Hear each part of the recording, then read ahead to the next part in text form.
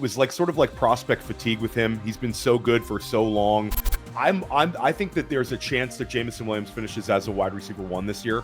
It feels like Keenan Allen a few years ago, where it's this veteran wide receiver who could give you 19, 20 points per game. If you want to win your fantasy football leagues, then you are going to need to find some values, some breakout players who deliver in a big way. I'm joined by Theo Gremminger, lead fantasy analyst of Fantasy Points, and together we are going to break down 6 players who could be league winners in 2025.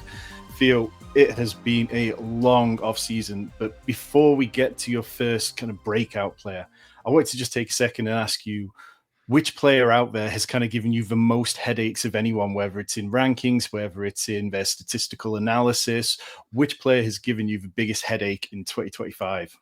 I think it's easily Tyreek Hill for me. Tyreek Hill, I wanted to be a full fade when the season started. A guy who regressed like that last season, factor in the age, factor in that his target share went down like 10% last year. His points per game went down like 10 points from his 2023 season, which was just special. And then sort of the off the field stuff with Tyreek. I don't really usually care about that in my approach, but it's sort of like another distraction when you add it to the regression. And then it was positive drum beats. And Tyreek sort of survives the offseason, all the beat reporters saying the right things. His speed looks truly elite. Guys going out there and running on a track, racing people just to show how fast he is. And I think he genuinely enjoys it. And now you have like it's coming back kind of like full circle. You have the little oblique injury thing, the sort of not getting along with Mike McDaniel, which I don't know how long that's been extending, but it's very odd. And some of the beat reporters in Miami are basically insinuating Jalen Waddle, the team is viewing as a wide receiver 1. Waddle's never outscored Tyreek any season that they've played together in Miami. Waddle's had some really, really great seasons, but still has never overcome Tyreek. And then you factor in all the other factors, Tua's concussions, the offensive line play in Miami. But then like it's sort of like Tyreek in the 3rd round. It feels like Keenan Allen a few years ago, where it's this veteran wide receiver who could give you 19, 20 points per game if things are breaking his way. So for me, I've had to bring him up in my rankings from when I started doing it in May. And some days you feel like you're clicking on that button for Tyreek and you're getting this edge pick. And then some days you're like, what am I doing? There's these other safer options around him. So for me, Tyreek tilts me every time. Yeah. I mean, it's a really difficult pick, and I'm very much there with you. Like, I do have a bit more of a lean towards Jalen Waddle. Jalen Waddle splits last year with and without Tua were really noticeable. I think Evan Silver made a really good point about this last week on his podcast with Establish a Run, talking about how wide receivers hold straight line speed really well. And he was talking about how even towards the end of his career, Deshaun Jackson was really fast. So maybe putting too much weight in just the fact that he's going out there and looking really fast is dangerous, because when he gets out there on the NFL field, is it going to carry through? But I'm right there with you. So let's move away, though, from the headaches and move on to the players that we are definitely excited about. We'll start with Tetairoa McMillan, or T-Mac, definitely not Tet McMillan, as he has clarified on several occasions now. Really fun player, really fun prospect. Like, when you go back to his draft profile, it was so obvious on tape that he was going to be the kind of player that we would be excited about by now. Really good footwork, really good speed for his size, very similar to kind of Drake London in the way that he moves. And you add all this on to the way that Bryce Young finished 2024. Like, do you just think that Tet can completely unlock Bryce Young to the next level, or is it just complete belief in T-Mac that he is really talented? Well, I do believe that Bryce Young, it could be in store for a better than anticipated season. He finished the year last year very well, showed us the rushing upside and the rushing production that maybe we didn't really bake into a Bryce Young profile like we should have. And just a comfort level in the Dave Canales offense, and Dave Canales just having continual improvement with the quarterbacks in his system. But with McMillan, it's a player that we were sort of unwavering at Fantasy Points as our wide receiver 1 in this class. There was some time in the community where people were projecting McMillan to sort of fall in the 1st round. We had that sort of period of time. I think it was just I don't even know why. It was like sort of like prospect fatigue with him. He's been so good for so long. He's a really special athlete. And I think people don't really take that into account where you talked about straight line speed. McMillan will always have a solid 40-yard dash, but he's never a guy that's like a burner. But it's the body control, the ability to make spectacular catches, his catch radius. He's just a target magnet. It's a 6'5", 220-pounder who has the ability to move around formations and be a mega target earner. So for me, McMillan, I added a ton in Dynasty, and I was drafting a lot in early drafts. Now you're having to pay as he moves up. So I think it's worth it. And we have seen Bryce Young with a tendency to like hyper target his number one target. Oftentimes, Adam Thielen was the beneficiary of like some very highly targeted weeks. We also have a sample size of Dave Canales with Mike Evans that year, getting tremendous production out of a big outside wide receiver. So for me, McMillan not only projects as the wide receiver one in the offense, but I think he could be the offensive focal point. Not enough is being brought up to the fact that I think Rico Dowdle could cut into what Chuba Hubbard does, make that a little bit more of a 60-40 with Dowdle receiving a lot more of the targets out of the backfield, the threat of ETN, and then you have all these other players that could sort of cannibalize one another. I think they put together a decent core around McMillan, but McMillan will be the player week in, week out. The defenses are going to have to account for because I think Carolina is going to game plan for. And I think when we are projecting him, there's some really smart people out there on multiple sites, including our own, that are maybe giving him a little bit too much of a conservative projection when it comes to total targets. I think we're looking at 140 plus with the potential that he could be a 150 target player this year. And we've also had a huge trend of wide receivers hitting in year one. We've had 4 out of the last 5 seasons where a rookie wide receiver has finished as a top 6 scorer in PPR at the wide receiver position. If somebody in this class does it, I think it's McMillan. And I want to have a lot of exposure to him these final 3.5 weeks. So you mentioned like you think that the ceiling's kind of like 150 targets. Now, we know last year, like Malik Neighbors saw even more than that, but they were bad targets. Like the quarterbacks he had thrown him the ball were horrendous, and he still ended up finishing with 109 receptions, I think it was, the year before. Puka Nacua had finished like in that kind of similar range. Do you think that there's a chance for with T-Mac that he can end up being the latest rookie in the last 3 years to break the wide receiver receptions record? I mean, I'm here for it, but I think if we put that on him, we're going to be disappointed. How about we just take, something like give me 95 receptions for McMillan, and I'll be very satisfied. I also think that he has touchdown upside. He's the kind of player that can really win in the red zone. So unlike Nacua and Neighbors, maybe he could sacrifice 10 receptions, but have the ability to sort of hit at that very high level because he ends up catching more touchdown passes. Has also the ability to put up like a 2 touchdown catch cut type game if it's going that way for him. Just some of the tape from Arizona, it's just these spectacular catches, and I think it can translate to the NFL level because he does have that impressive size, impressive catch radius. And one thing that always resonated with me, Jed Fish, who has a ton of NFL experience, coached under Bill Belichick. He's the coach at Washington now, but had McMillan at Arizona. And last year when he was at Washington, he talked up McMillan as a prospect, and he said it's the best athlete he's ever been around. And then he clarified it where he talked about things like the body control, where McMillan's almost like an NBA type athlete, where he's just so athletic in that sense, where I think people don't necessarily appreciate just how spectacular some of these catches could be. So for me, it's a range of the draft that's given us a bunch of draft winners. We're chasing the trend of rookie wide receiver ones, the fantastic draft capital, and the clear wide receiver one role in the offense. I mean, to me, he's sort of a no-brainer player you want to have exposure to in all formats this year. Yeah, and we've got loads more players, so I do want to get to them. But just first, on Sleeper, he goes at pick 59, which is 20 spots lower than on Underdog. Obviously, Underdog is quite a wide receiver heavy platform. But on Yahoo, he goes at 79th overall. How high ahead of ADP would you be willing to bring McMillan in those kind of redraft, regular home league drafts that people are getting underway with? So it's always an interesting one when you're trying to give somebody ESPN Yahoo sleeper type advice where it depends on sort of the room you get into. Where Yeah. are the people around you just going to follow what's on the screen as to when they need to take their guys, or are they going to be looking at maybe a different set of rankings?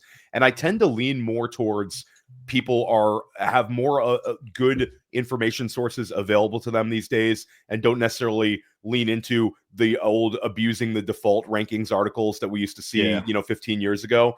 I think that the fantasy managers are way more educated and way more into it than like 15 years ago. So I would say if you want McMillan, don't trust the ADP in Yahoo. Don't trust the ADP in ESPN. I have him ranked somewhere close to like around pick number 40. He'd be a top 42 player for me in regular PPR. And I feel like taking him in the 4th round of FFPC, maybe even the 3rd round of NFFC is viable right now.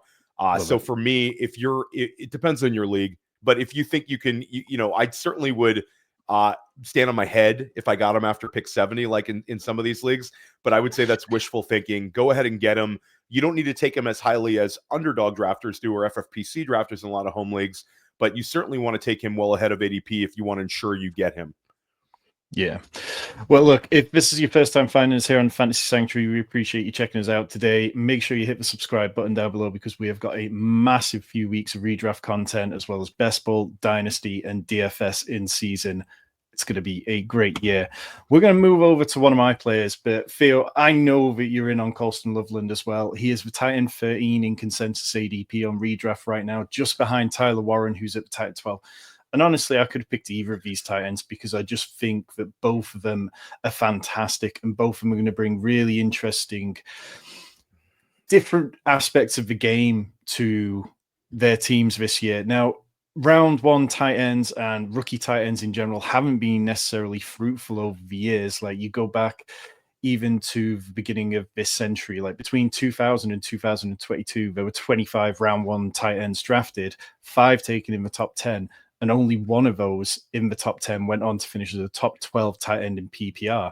That was Kyle Pitts, which kind of a lot of people seem to have forgotten that Kyle Pitts, even though he wasn't as great as people had hoped in year 1, he was still pretty good. And it's kind of been a steady uptick in tight end production since then. And I think that in general, people haven't quite adapted to tight ends being ready to play in the NFL as rookies. Like Dalton Kincaid finished tight end 14 from week 7 onwards in his rookie year. He had 7 top 12 weekly finishes. His only shortfall was kind of touchdowns, which we know matter a lot. Sam Laporta didn't have that problem. He scored 9 touchdowns that year, 3 more than any other.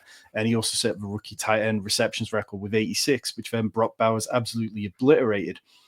So I'm not getting over my skis and thinking that this could be any tight end.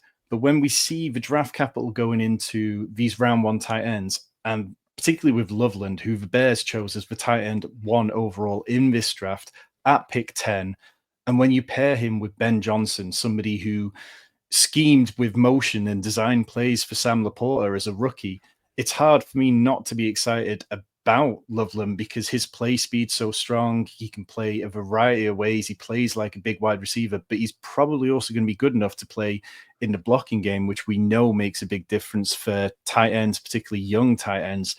Are you with me on being quite as aggressive with Colston Loveland? Absolutely. I think Colston Loveland, you're getting the benefit of people fearing the target competition. And I think when there's target competition fear, we often can find ADP wins. Then you factor in everything you talked about, just the sheer talent of the player, the athletic ability that he has, the draft capital that Chicago used on him basically says that they viewed him as one of the best players in this draft class. And I think he could end up, we'll look back a year from now and say it was just so clear that Chicago made the correct decision with Loveland. I think he also sort of opens things up for what Caleb Williams is able to accomplish. Loveland can be so effective with the ball in his hands, also a player that can make plays in the middle of the field. And if they want to go with a little bit more of a lower ADOT approach to help Caleb Williams, accumulate first downs, get this offense going, Loveland has that in his bag too. So Loveland was the Warren Loveland discussion is really interesting. And I think both of them from a dynasty perspective are going to be very successful NFL players. But now it's the gap between the two of them in some of these redraft leagues, especially like FFPC. Warren goes at a higher range. Loveland goes, you get him a 2 rounds sometimes difference. And I think that the upside case is very similar for both. So for me, I am looking at him as a player that will have more of an effect on what the Bears wide receivers do this year than a player that's just boxed out because of target competition. And the Laporta one is such a low-hanging fruit for us, but it's Ben Johnson, speeding up, ramping up the usage for a rookie tight end. And Laporta was not nearly the same level of prospect as Loveland. And some people in the chat will say, I love Laporta as a prospect, but the NFL told you what they think about these two in terms of the difference in draft capital. I think Loveland could be awesome.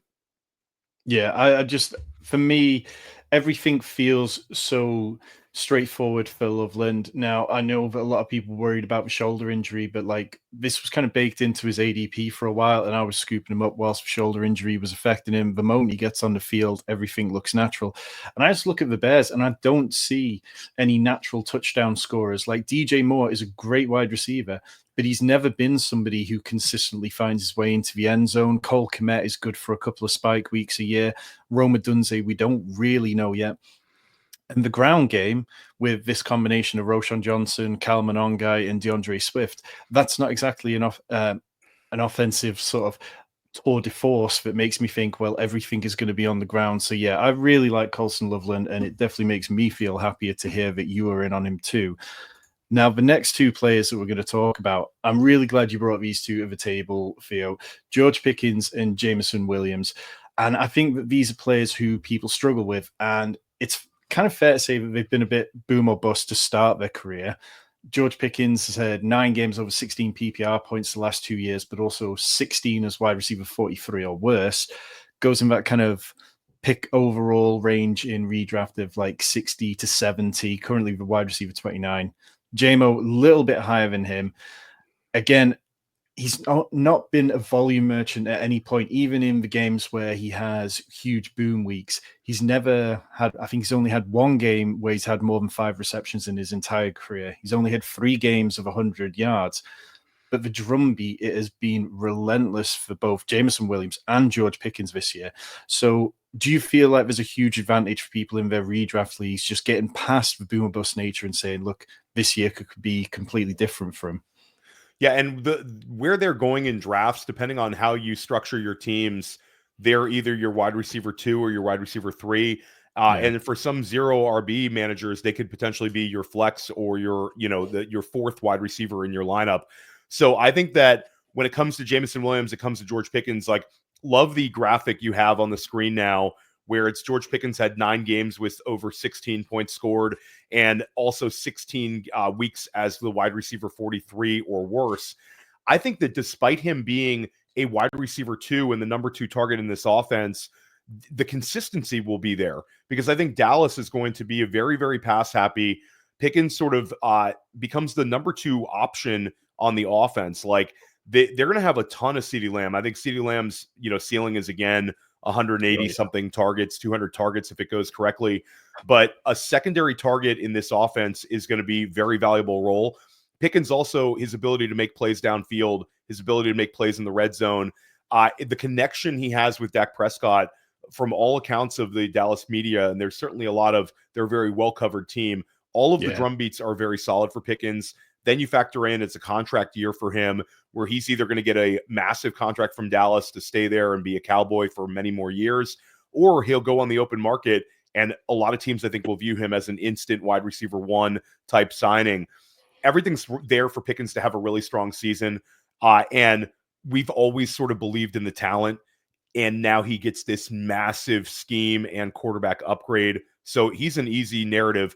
With Jameson Williams, Brett Whitefield, who's a fantastic evaluator of talent at Fantasy Points, one of the guys I trust the most with talent evaluation and data, he has been attending Lions training camp, and he's talked about how much he's seeing Jameson Williams playing the slot, talking about just the beat reporters talk. And I asked Brett this, and Brett's more of a data guy and not necessarily a fantasy guy. Like, he could talk fantasy, but it's more prospect evaluation. and that sort of thing. And I said, how many targets do you think Jameson Williams gets this year? And he looks at me and just says, I think he gets 120 targets. And if we're taking a player like Williams, who was in the 90 target range last year, to go with a little less than 10 manufactured rushing attempts, and we add that sort of leap in raw target total, I think that there's a chance that Jameson Williams finishes as a wide receiver 1 this year. I think there's a chance he just I mean, as much as I love George Pickens, Williams goes behind him in drafts, and I think has that similar upside case where Amon-Ra St. Brown's just been fantastic over the years. But the Ben Johnson offense was extremely slot heavy, like a lot of that Amon-Ra stuff. Amon-Ra's target total went down by about 20 last year. He was very effective scoring touchdowns. And this is not an anti-Amon-Ra St. Brown argument, but I think that there's room to run for Williams to see an increase in the target total, get just as many, if not more, manufactured rushing attempts. He's 24 years old. He's electric. And all the coach speak there is just incredible for Jameson Williams. They averaged 14 points a game last year, and John Morton said that he is going to have his breakout season this year. Dan Campbell's talked about him.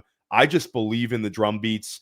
I believe in this player. I think we could see a really special season out of him.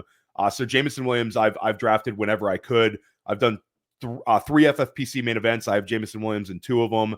2 big dynasty startups this year in FFPC. Drafted Jameson Williams in both of them. So my money is definitely where my mouth is with Williams. I think he's going to have an awesome year. And you know what's the coolest stat of the offseason? John Morton, the offensive coordinator for Detroit, ran a 4.39 40-yard dash at the NFL Combine. He had the fastest 40 at the NFL Combine that year. So he's going to gravitate towards guys who can run a little bit. I love that. That's something which I completely have not heard anywhere. Because obviously the change from Ben Johnson to a new offensive coordinator, it could be massive, and there could be a level of regression for this offense in general. But that point about like him finding a speed-based receiver and channeling like his own vision of how he played is really interesting. You go back to your point about like 120 targets, 120. That's a number which the guys who got 120 targets last year, the only ones who finished outside the top 15 were DJ Moore and Wan'Dale Robinson. So that's the kind of company that we're talking about, like real top-end guys, apart from perhaps Wan'Dale Robinson. And just going back to George Pickens, do you think that it's kind of like an easier click with George Pickens because the Cowboys' run game could be pretty poor? Do you just think that in general the Cowboys are going to have to be pass heavy, or do you have much faith in them being an overall good offense? I have faith in them being an effective offense. I think that the running backs are going to sort of cannibalize one another. I think that there's a chance that we have like one Dallas running back finish as the running back 31 and one is like the running back 37. I think that sort of scenario could play out. I think that Pickens is an easier click for people because of the touch competition and the talent around them. So any sort of leap of faith argument for Jameson Williams, people view as a fade on a Amon-Ra St. Brown, a Sam Laporta, even a target total for Jahmyr Gibbs, if you want to get into it. So I think with Pickens, it's just an easier thing for fantasy managers to envision the clear number 2 option in the Dallas offense having a big year than a player who we went into last season sort of viewing as the clear number 4 on Detroit. So it's a little bit more of a leap of faith. You also have people slightly with a little trepidation on Detroit this year. Can they maintain this incredible production level every week? Will the touchdowns regress a little bit as an offense? So I think that it's just Pickens is an easier narrative for people than Williams. And you're starting to see Pickens sort of rise up a little bit more. Williams remains in sort of a palatable range where it's just, for me, it's an easy click. When guys like McMillan are taken, I lean into guys like Jameson Williams. Love that. Right, we've got a couple more players to get to, including a sleeper running back who is really explosive and interesting. But first, if you haven't already, you've made it 25 minutes into this video, hit the subscribe button. We are closing in on 4,000 subscribers. Truly appreciate everybody watching this who is going to hit that button right now. Theo, we're going to talk about one more of my players before we get to that running back I just mentioned. Josh Downs, who was the wide receiver 39 in half PPR last year, which isn't exactly impressive, but I think it's kind of worth looking at just how much Josh Downs became the alpha on that offense. He outplayed Michael Pittman, who finishes wide receiver 53, down to the stronger target share than Pittman, 24.8% to 24.2. Now, that's not massive, but he had a higher catch rate at 66% to 62%. He also beat Pittman in yards per route run at 2.2 and 1.7. And the Josh Downs yards per route run is a number which, when I was looking at the Fantasy Points data suite, which is by far my favorite resource out there, you just filter by players who had a higher yards per route run. And there were only 15 wide receivers when you filtered it down to 50 catches. And of those 15 wide receivers who had a higher yards per route run than Josh Downs, it included 13 players who finished as top 24 wide receivers. So Josh Downs was kind of doing all the right things, but unlucky to not finish inside there. And I don't really care. Josh Downs is the one player on the Colts offense that I don't really adjust depending on whether it's Daniel Jones or Anthony Richardson. Because if you look at the splits with Anthony Richardson, he's played 12 games with him, 19 without. He scored 11 PPR points with Anthony Richardson, 10.9 without, 51.5 yards per game with Anthony Richardson, and 50 without. I just think that we have seen somebody become a true alpha in their offense with real game-breaking ability. Now, it does matter a little bit about how good the quarterback play is, but I'm willing at cost to take Josh Downs every time. Are you with me? Yeah, I mean, I have a ton of Josh Downs, and I like analytically, he's special. There, Scott Barrett's also a huge Josh Downs fan. I think that there's the one thing with Downs is Michael Pittman's going to be healthier this year. Just how much has he overtaken him? I tend to lean into Downs is well ahead of Pittman, but there's the argument out there that a healthier Pittman could be a little bit of an issue when we go back to, you know, how good Pittman was in years like 2023, 2022. And then you have the mystery of the Tyler Warren usage. Can the offense support another player? Now, the bull case for this is Tyler Warren's just going to make this whole offense better and another player for people to account for, and that's going to open things up for Downs. I think Downs has just become a really easy click. I got him in the 10th round of an FFPC draft recently, and I've seen him fall all the way down to the 11th. People don't know what to do with Colts. It's Jonathan Taylor goes where he goes, and then everybody else, it's sort of like, what's the latest drumbeat? Who's playing quarterback? Downs is simply just a bet on talent. I know Rich Rebar is very, very bullish on Downs as a player who could take his game to a really like a much, much higher level than anticipated. But like you said, just checks off so many boxes analytically, and we've seen him just look very good on film. So I think where he's going in drafts, there's sort of few players around him that have that level of upside. You know, certainly you could talk about rookies like Jaden Higgins, Luther Burden, but they don't project to be that same level of target earner that Downs could be this year. So I'm with you. I think Downs can be a player you get in every single draft right now. And if you're wrong, it's cost managers like a 9th, 10th, 11th round pick at this point, depending on the format. So I think Downs is definitely a player you want to take a chance on this year. Yeah, and again, it's kind of one of those points where we can look at best ball where he's going around pick 80 in a lot of formats, and then you go over to redraft, and we talked about this, like redraft ADP is always difficult, but he's going at pick 103. And I think by the time that like most managers in their redraft leagues get down to pick 100, a lot of them are going to be looking at other positions. That's where a glut of quarterbacks and tight ends are. And that's where it's going to be like, right, I need to look at this. I need to start looking at running backs. And if I can get Josh Downs as like my wide receiver 4 in a kind of standard 15-round league, like I'd be very pleased with that. Do you have a kind of strong lean on who you'd like to see at quarterback for the Colts? I mean, I think selfishly for us, fantasy-wise, Daniel Jones would just make them a bit more pass-happy. We'd have the passing volume concerns sort of alleviated. So for me, Daniel Jones, I think if you're drafting quarterbacks, though, I'm still drafting some Anthony Richardson, especially in best ball drafts, because if the guy's on the field, he's going to accumulate rushing yards. He's going to put up some big scoring numbers. So it depends on which way I've structured my teams for that one. But certainly for Warren, for Downs, and for Jonathan Taylor, for that matter, Yeah. Daniel Jones, I think, would be the better option for us. But Anthony Richardson, I mean, he's had some absolute monster weeks, and getting him as a QB3 in best ball builds, that's something I still cannot pass up. Yeah, I've kind of really struggled with Anthony Richardson because I got stuck on this stat quite early in the offseason, but since the turn of the millennium, there have been like 3 quarterbacks who've averaged below 50% completion rate when they've had 250 or more drop back attempts in a season. And they were Tim Tebow, who was at 49%, Jamarcus Russell, who was at 48%, and then Anthony Richardson, who had the lowest at 47% last year. And neither of those other two ever went on to be starters consistently again. And I think that kind of speaks volume, but he does have so much upside. So either way, I would like to see just a fun Colts offense, whatever we get. Now, moving over to a very fun player from what limited action we've seen of him. Like, he absolutely lit up preseason week 1 with the 100-yard kick return. He did come off field occasionally for Ramondre Stevenson, who seemed to be carrying the ball a bit more. It is Treveyon Henderson. Have you been in on him since going back to pre-draft, or is this something where the situation has changed it and made it a much easier click for you, Theo?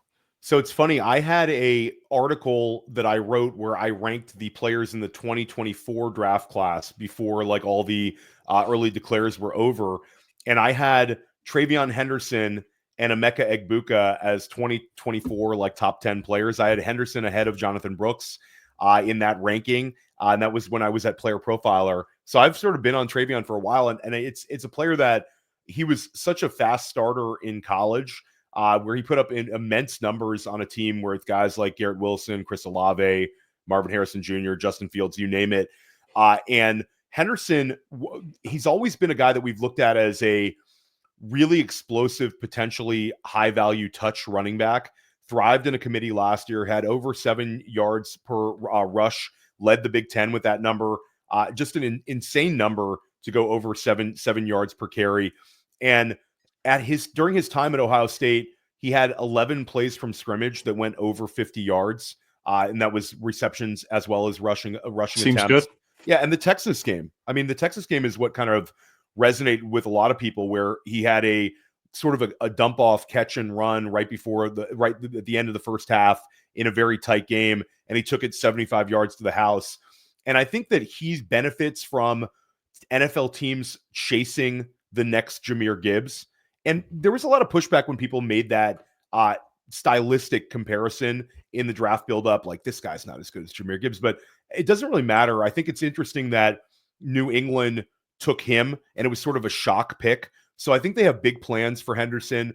Now, the narrative with Henderson is I think he's going to look really good on a per touch basis. And the Ramondre Stevenson usage doesn't necessarily scare me because I think they lack playmakers on New England. I think getting Henderson involved, touching the ball matters. What matters most for us in fantasy is how many targets is Ramondre Stevenson going to maintain in this offense? Is Ramondre going to be utilized more as a runner and Henderson takes those valuable targets? I think we need that to happen. I think another sort of big unknown with Stevenson is the fumbles. Stevenson led the NFL in fumbles last year. If he coughs a couple up early in the year, could they move on to a more of a full-time role for Henderson? I think maybe projectors are projecting for him right now. There's just a lot of variables, but talent is not one of them. Explosiveness is not one of them. The pass catching ability, where these pass catching running backs can be just absolute cheat code for us. We've seen it time and time again, especially a player with this much explosive ability. So I like him in sort of this range of running backs with RJ Harvey and James Conner. But I think Treveyon Henderson might have the highest ceiling of the three of them, despite the rushing success of Arizona and despite RJ Harvey being in this potentially fantastic offense that targets him a lot. I think Henderson, just on a raw ability, explosiveness, if the ceiling case for him might be ahead of both of those players. Do you have any kind of concerns about the Patriots offensive line? Like, we know last year that was a big issue for them. Like, reports out of training camp haven't been glowing for Will Campbell, who they took with a 4th overall pick. He kind of was a bit up and down in the preseason game. Or do you just kind of view it as, well, if the offensive line's bad, maybe that plays into just more quick passes to get the ball away? Yeah, it's the Devon Achane corollary where bad Yeah. offensive line, let's just dump it down to Henderson. So I guess I can make that narrative as well. I have a feeling that the offensive line is going to get better as the season moves along. There's a lot of rational coaching in New England. Josh McDaniels, Mike Vrabel, and then you bring up Will Campbell, also Jared Wilson, a rookie on that offensive line. I think they'll get better as the season moves along. Both those players were very highly regarded prospects. Wilson, of course, a 3rd-round pick center. So for me, I worry about it, but I think the prices are already baked in. I Yeah. mean, Henderson, like, it'll be an interesting conversation if he does something else in the preseason and we start having to make that decision of, do I want to take him at the 3-4 turn? Then that becomes a little bit more of a, hey, maybe I'll pass on him. But 5th round Treveyon Henderson, it's baked in. I think all of the concerns are baked in, and it's an upside type pick there. I've taken him there in that range, and I feel like it's a really strong pick.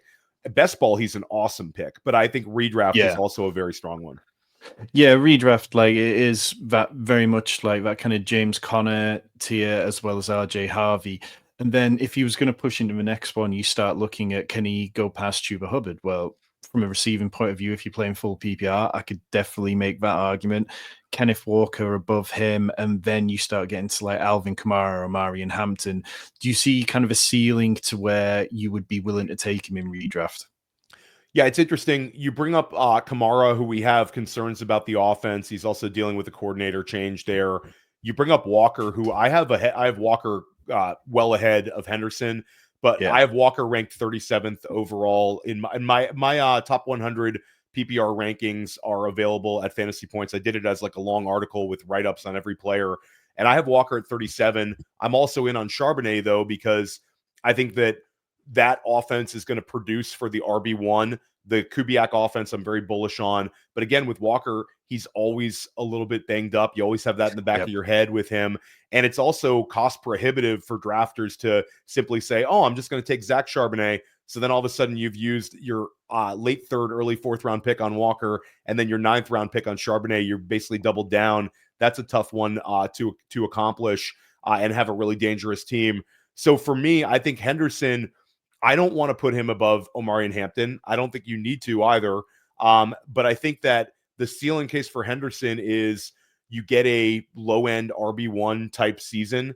But again, you don't have to pay that sort of price tag. So, I hate putting a, like, I think he'll finish here thing. I think he's shout out to the RotoViz guys. I think he's a range of outcomes guy. Yeah. But the range of outcomes are very positive. And I think his floor is a little bit higher than some people are baking in because of his explosiveness and just the lack of weapons around him. You're telling me that an older Stephon Diggs, Demario Douglas, Hunter Henry are going to preclude a talent that they used that early 2nd round draft pick on from having a big fantasy season. I kind of push back on that narrative. Yeah, love it. And you've definitely made me feel better about some of my players, and I've made me a little more open-minded to perhaps Jameson Williams and George Pickens in redraft. Theo, I know you're a very busy man over at fantasypoints.com. What have you got coming out over the next few weeks that people should be checking out? Yeah, so if you're watching this on YouTube, shout out to your YouTube channel. I think you guys will get to 4,000 really quickly. We've added a lot of YouTube subscribers this offseason. We're proud of our YouTube growth as well. So support each other's channel here. Subscribe to Fantasy Points YouTube, dropping some really fun videos every single day. Fantasy Football Daily, that's the podcast that I'm dropping most frequently. That's going to be multiple times a week in season. I do a waiver wire show with Joe Dolan and Tom Brawley. I'm going to do a start-sit show with Graham Barfield. I have my solo show, and then I'm going to have a show with guests every single week. School of Scott with Scott Barrett. I record that every single week. This time of year, we're trying to do 2 a week. We just did a positional series where we had like Pat Kerrane for running backs. We did Andrew Cooper for tight ends. JJ Zachariason came on for quarterbacks, and Rich Rebar for wide receivers. We just did those, and now Ben Gretsch comes on this week. So we're really trying to load up these draft strategy shows. And then Dynasty Life. That's my Dynasty show. That's every single week. I brought that with me from Player Profiler when I came to Fantasy Points, and that's going well too. So yeah, I'm everywhere. I'm recording a lot and I'm dropping articles. I'm going to continue to do waiver wire coverage this year as an article. Also, I do the Dynasty Market Report once a week, kind of talking about guys gaining, losing value, some dynasty strategy stuff in there. So just anything you want to find with me, it's over at Fantasy Points. And yeah, big shout out to you, Tom. I really love chopping it up with you. You're a really sharp dude. No, pleasure's all mine. Easily one of the most fun shows we've recorded this off season. And if you're looking for more, like I say, go and subscribe to Fantasy Points and then come back here and go and watch this video where I talk more about the history of rookie tight ends and why guys like Colston, Loveland and Tyler Warren might still be undervalued.